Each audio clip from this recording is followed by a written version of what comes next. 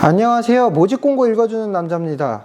이번 영상은 부천 소사역에 들어오는 초역세권 단지 두산 이브더 제니스 부천에 대한 입주자 모집공고를 살펴봐 드리겠습니다. 입주자 모집공고가 26년도 8월 12일 날 나오면서 부천 지역 아파트 분양에 대한 관심도가 높아지고 있는데요. 곧 있으면 나오게 될 상동 롯데캐슬과도 비교하는 분들이 많으실 것 같습니다. 특히 이번 영상에서는 분양가부터 청약 자격, 그리고 중도금 대출과 같은 내용들에 대해서도 제가 꼼꼼하게 살펴보도록 할게요. 특히나 요즘에 대출 관련 규제로 정말 난리가 났기 때문에 분양받기 위해서는 예전처럼 그냥 단순히 중도금 대출 다 나온다고 생각하고 가볍게 넘어갔다가는 큰일이 발생할 수가 있어요. 그래서 청약 전 단계에서부터 나의 자금 계획을 확인해 보셔야 되는데요. 이번 영상에서 그 부분도 정확하게 짚어드리도록 하겠습니다. 두산 이브더 제니스 부천은 부천 소사역 인근에 들어오는 단지인데요. 지하 8층, 지상 최고 49층 규모로 들어오는 랜드마크 단지라고 볼 수가 있습니다. 지하를 정말 깊게 파고 또 위로 높게 올리기 때문에 입주 예정일이 2032년도 2월로 잡혀 있습니다. 그러니까 5년 반 가까이 공사 기간이 필요한 단지란 거예요. 이렇게 입주까지 기간이 길게 잡히는 단지를 저는 최근에 보진 못한 것 같은데 초고층 단지에 지하 8층까지 땅을 깊게 파다 보니까 공사 기간이 길어질 수밖에 없는 부분이 있는 것 같고요. 지하철 한정거장 거리에는 부천 종합운동장역에 GTX B노선이 예정이 돼 있어서 향후에 여의도로 나가든가 용산, 서울역과 같은 서울의 중심부로 나가기가 상당히 편리한 교통환경을 갖게 됩니다. GTX B가 들어오게 되면 서울역까지 15분이면 도착이 가능한 위치에 있다고 볼 수 있어요. 거기다 기존 1호선 노선도 워낙 용이한 노선이기 때문에 사람들의 수요가 굉장히 많은 노선이고요. 그리고 소사역 부근에는 소사 역세권 정비 사업부터 시작을 해서 재개발 사업이나 재건축 사업들이 굵직굵직하게 다양하게 진행 중에 있는 만큼 지역 자체가 장기적으로 활성화될 걸로 기대되는 지역으로 볼 수 있습니다. 그리고 부천에서도 소사구에 있어서 서울과의 물리적 거리가 가깝다는 점도 장점이라고 볼 수 있어요. 그리고 부천 구시가지가 가지고 있는 다양한 인프라를 모두 중심부에서 누릴 수 있는 좋은 입지에 있는 단지라서 부천 거주하시는 분들은 아마 대부분 이 지역이 어떻게 되어 있는지 알고 계실 걸로 보여지고요. 49층 초고층 랜드마크로 2008세대가 들어오게 됩니다. 그리고 모집공고의 내용을 살펴보게 되면 비규제 지역에서 분양하는 단지로 재당첨 제한이 없고 전매 제한 1년이 적용이 되고요. 거주 의무기간이나 분양가 상한제 모두 미적용된 단지예요. 특별공급 접수는 8월 19일부터 받게 되고요. 20일날 1순위 청약을 받고 21일날 2순위 청약을, 그리고 당첨자 발표는 8월 28일날 나올 예정입니다. 공급 대상 및 공급 금액을 한번 살펴볼게요. 이번에 공급되는 세대수는 총 2008세대 중에 일반 분양 아파트의 세대수가 1158세대고요. 이 중에 59 A타입이 321세대, 59 B가 170세대, 74 A는 156세대, 74 B가 160세대, 84 A 105세대, 84 B는 246세대가 일반 분양 물량으로 나오게 됩니다. 수요가 높은 59 타입이 일반 배정 물량이 좀 많은데요. 59 타입이 두 개가 있고 이 중에 일반 분양 물량이 491세대로 전체 일반 분양 물량의 절반 가까운 물량을 차지하고 있습니다. 그리고 분양 물량 중에서 특별공급 대상 세대수가 633세대고요. 일반 공급 배정 세대수가 525세대로 오히려 특별공급 배정 세대수보다 물량이 더 적기 때문에 특별공급 대상자분들은 특별공급에 꼭 넣어보시기를 권장드리고요.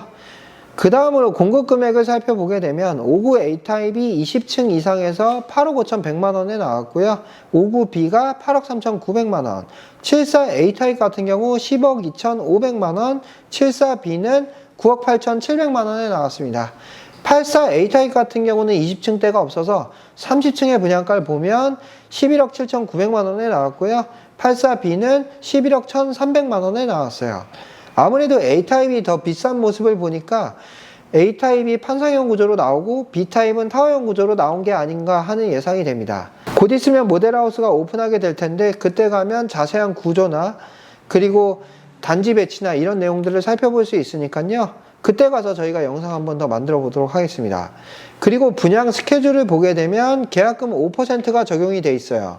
그래서 1차 계약금 1,000만원 넣고 나머지 5%는 26년 10월 7일까지 내시면 되고요. 그 다음으로 중도금이 60%가 잡혀 있고 잔금 35%는 입주 예정일인 2032년도 2월 달에 납부하시면 됩니다. 그리고 중도금 60%에서 발생하는 이자는 후불제가 적용이 되는 단지라서요. 입주 시점에 한꺼번에 납부를 하시게 되면 되고요. 중도금 대출은 분양가의 60%의 범위 내에서 대출을 받으실 수가 있습니다. 공사 기간이 긴 만큼 중도금 대출 이자도 어느 정도 상당히 많이 발생할 걸로 예상이 되니까 이 부분도 분양받기 전에 미리 알아두셔야 되고요. 그리고 요즘에 대출 관련 규제들이 정말 많기 때문에 중도금 대출이 가능한지 여부도 확인을 하셔야 되는데요. 일단 무주택자 중에 신용에 큰 이상이 없는 분들은 중도금 대출이 가능하다고 봐야 되고요. 1주택자도 기존 주택 처분 약정을 하는 경우에 중도금 대출이 가능합니다. 그렇지만 2주택자 같은 경우에는 중도금 대출이 불가능하다는 점 알아두셔야 되고요. 혹시 주택담보대출로 생활안정자금 대출을 받으신 분들 같은 경우에도 아파트를 분양받으셨다가 나중에 문제가 되거나 중도금 대출에 제한 사유가 걸릴 수가 있으니까 대출 관련해서는 꼭 꼼꼼하게 확인하고 진행을 하셔야 됩니다. 중도금 대출 관련해서 보통 사람들이 분양을 받기 전에는 몰랐다가 분양받고 나서 나중에 발생할 수 있는 문제들, 그리고 취득세 관련 내용들도 저희가 영상에 정리를 해놨으니까요. 궁금하신 분들은 해당 영상을 제가 상세 내용에 링크를 걸어둘 테니까 그 영상을 참고하시는 것도 좋을 것 같습니다. 그리고 만약에 아무 생각 없이 분양권을 전매할 생각으로 분양받았다가 나중에 중도금 대출 안 나오면 저거 다 잔압해야 되는데 정말 큰일 날 수가 있거든요. 그래서 중도금 대출이 가능한지 여부하고 대출 규제 사항들에 대한 확인은 꼭 필요합니다. 그리고 발코니 확장비는 59 타입은 2,200만 원대에 나왔고요. 74 타입이 2,600만 원대, 84 타입은 2,900만 원대에 나왔습니다. 요즘 아파트를 분양받을 때 발코니 확장은 거의 필수적으로 다 하는 추세에 있기 때문에 분양가뿐만 아니라 발코니 확장비도 고려하셔서 분양을 받으셔야 되고요. 옵션 비용은 다양하긴 하지만 요즘 정말 필수적으로 들어가는 옵션이 시스템 에어컨이라고 볼 수 있어요. 그래서 시스템 에어컨 옵션 사항만 살펴보면 2대를 설치할 때 400만 원, 4대 설치는 700만 원 정도로 나왔어요. 상당히 합리적인 금액으로 시스템 에어컨 옵션이 책정된 걸 볼 수가 있고요. 그리고 청약 관련해서 이야기를 좀 드려볼 건데요. 본격적인 분석에 들어가기 전에 이번 단지 청약으로 내 집 마련이나 갈아타기를 진지하게 고민 중이신 분들은 지금 영상 잠시 멈추시고 고정 댓글 링크 클릭하셔서 관심고객 등록부터 꼭 남겨주세요. 관심고객 등록 이후에 추후 청약에 당첨돼서 정당 계약까지 완료하시는 분들께는 저희가 50만 원 상당의 상품권, MGM 혜택도 꼼꼼하게 챙겨드릴 수 있으니까요. 무조건 관심고객 등록을 하는 게 이익입니다. 딱 10초만 시간 내서 관심고객 등록 남겨주시고요.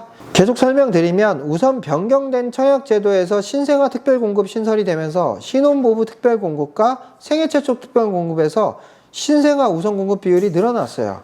그래서 신혼부부나 생애 최초 특별공급을 하시는 분들 중에 신생아가 있으신 분들 같은 경우는 신생아 우선 특별공급을 넣으셔서 당첨 가능성을 올려보시길 권장드리고요.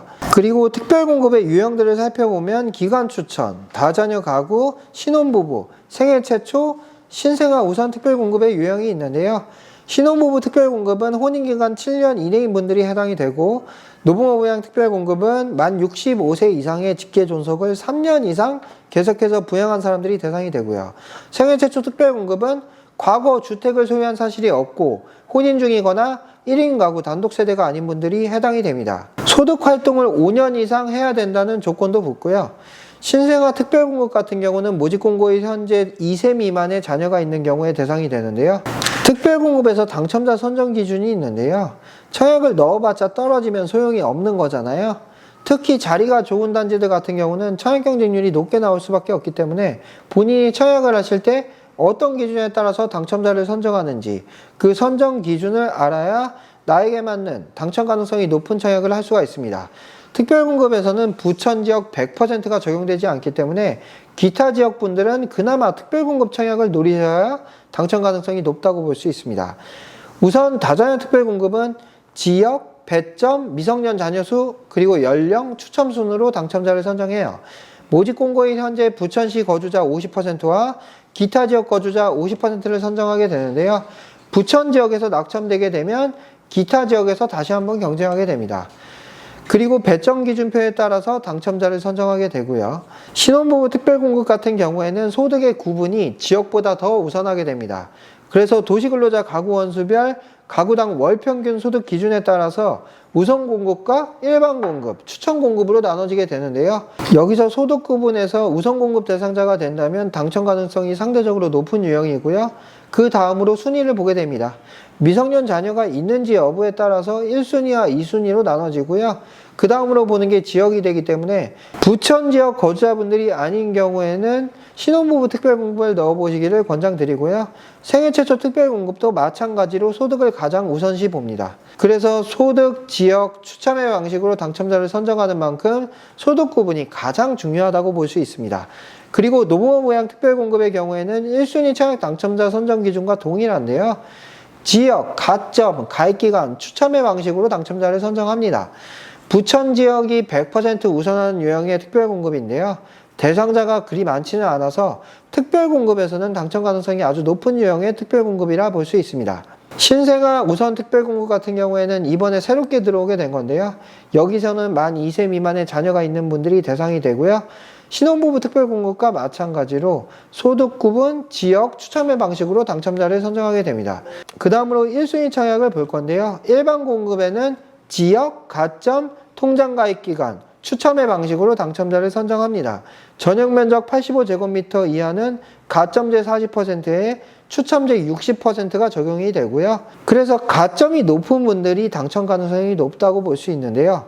사실 그보다 더 우선하는 게 지역이기 때문에 부천 지역 분들이 인천이나 서울과 같은 다른 지역 분들보다는 무조건 유리한 유형의 청약이라고 볼 수 있습니다. 그래서 현실적으로 부천 지역 거주자분들이 아니라면 특별공급에 청약 넣는 게 청약 경쟁이 있었을 때는 당첨 가능성이 더 높다는 점 알아두시고요.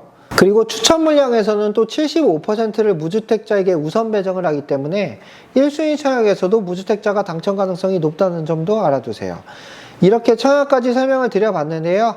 청약에서 당첨 가능성을 높이기 위해서는 나의 청약 가점이라든가 내가 해당되는 특별공급 유형에 따라서 내가 당첨 가능성이 높은 유형의 특별공급을 넣는 게 중요합니다. 사실 어떤 분들은 맨날 청약을 넣는데 본인은 맨날 낙첨된다고 이야기하시는 분들이 계신데 사실은 떨어질만 해서 떨어지는 거거든요.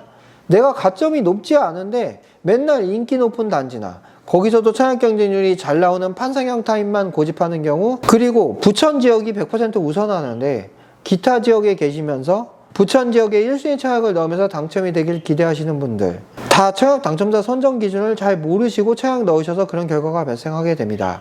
그래서 내 맘에 안 들더라도 상대적으로 청약이 적게 들어갈 만한 당첨 가능성이 높은 타입의 청약을 넣거나 특별공급 대상자가 된다면 신혼부부와 생애 최초 중에 나한테 어떤 유형이 나은 건지에 대한 전략도 다 세워서 청약을 하셔야 당첨 가능성을 높일 수가 있습니다. 영상이 도움이 되셨다면 구독과 좋아요 눌러주시고요. 청약을 넣으신다면 꼭 당첨되셔서 좋은 동호수 계약하시길 바라겠습니다.